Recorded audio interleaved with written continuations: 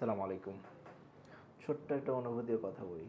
যারা নিজের ক্যারিয়ারটা সেলসে বেছে নিয়েছেন বা অন্য যে কোনো প্রফেশনে, আপনি নিজের লাইফে ঠিক কখন আপনার মায়ের হাতে বা বাবার হাতে একটু বেশি পরিমাণে টাকা, আপনি নিজের উপার্জনের টাকা, স্পেশালি যদি সেটা হয় ইনসেনটিভের টাকা দিতে পেরেছেন কোনো শর্ত ছাড়া, যে মা বা বাবা, তোমাকে আমি এই টাকাটা দিলাম, তুমি এটা তোমার নিজের মতো করে খরচ করবা। সো যারা সেলসে কাজ করেন, ম্যাক্সিমাম কোম্পানিতে এই ফ্যাসিলিটিগুলো আছে।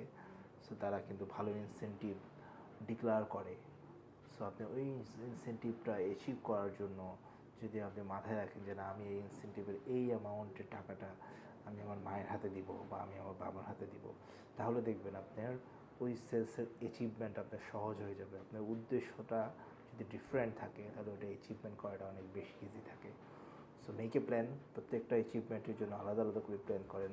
যাদের মা বাবা নাই তারা ফ্যামিলি, নিজের ওয়াইফকে বা নিজের হাজব্যান্ডকে ডেডিকেট করতে পারেন ফর ইউর এনকারেজমেন্ট, যেন আপনি ওই অ্যাচিভমেন্টটা আপনি করতে পারেন।